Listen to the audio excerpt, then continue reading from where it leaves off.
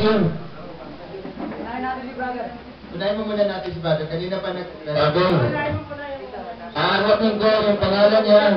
Pagkatapos kung sino ang kanyang tatanungin. Siyempre, yung pangalawang tanong, anong relihiyon? Importante yun. Your name please? Marco Moreno. Marco Moreno. Sa pangalan mo, tingin di ka Muslim? Ano ang iyong relihiyon? Akong Jehovah's Witness. Jehovah's Witness. Okay, so ang tatanungin mo ay sino? Si Mr. Pastor Cesar Panlagan. Okay? Paglag tumayo. Ready? Go.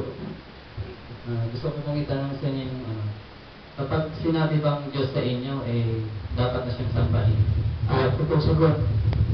Hindi po din tinawag ng Diyos ay sambahin na. Kundi, yan po yung ginagamit namin sa termino na ginawa ng Diyos ay Moses. Gagawin ko ng Diyos kay Paraon. Ano? Sinasamba pa rin si Moses? Hindi. Particular, ginamit lang siya ng Diyos. Diyos. Hindi sinasamba yun.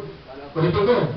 Hindi sinasamba yun mga tinatawag ng Diyos. Sabi ni Jesus sa Juan 10:34, hindi pa nasusulat sa inyong kasulatan, kayo'y mga Diyos. At tinatawag ko ng mga Diyos, yung ginamit ng Diyos para siya ay makapag-penetrate bilang Diyos. Pero hindi sila sinasamba yun. Example ko sa Moses, Exodo 7:1. Basahin ko. So, sa mga tweet, yung pag sinabing Diyos sa inyo, pwedeng mga lugar niyo na hindi siya tunay na Diyos na dapat sambahin. Ito sagot. Sabi nila kasi may sinasamba. Halimbawa, si Jesus, bakit sinasamba? Utos ng Ama. Hebreo 1:6. Tungkol sa anak ay sinabi niya, siya sampahin ng mga anghel ng Diyos. Kaya si Kristo sinasamba, utos ng Ama. Bakit sinasamba yung Ama? Utos naman ng Jesus, Ama namin, sumasahit ka, samba niyo ang alam mo, vice versa. Yun lang.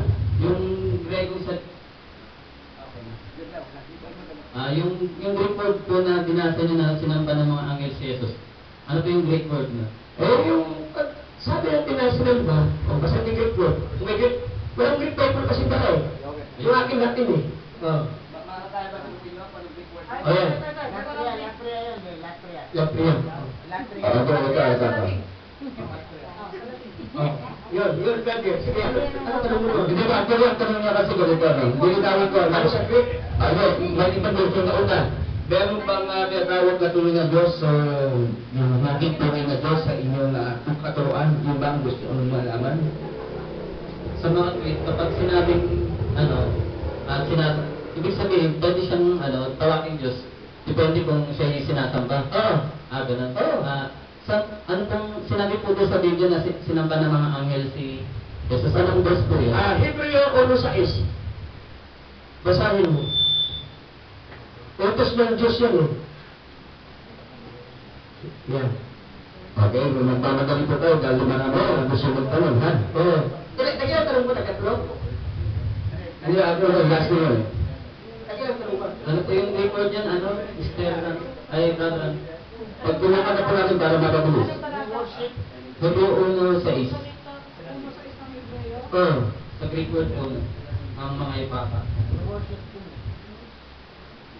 Wala dito sa Western World. Yung text sa pang-worship. Yung Greek word po kasi lang sinasamba, Ano ba gusto mo natutunan? hindi ako nagkakamali, yan ay proskuneo, tama po ba? Tama, proskuneo. Proskuneo. Proskuneo sa pang-worship. Ang anghel ng Philadelphia, may inutos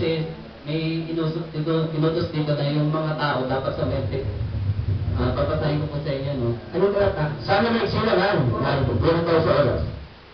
Anghel ng Philadelphia dito. Sabi dito, at sa anghel ng congregation sa Philadelphia, isulat mo, ito ang mga bagay na siyang patotoo na may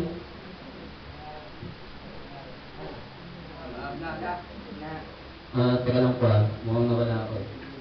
Patay tayo dyan. Dapat kasi magtanong lang kasi, no?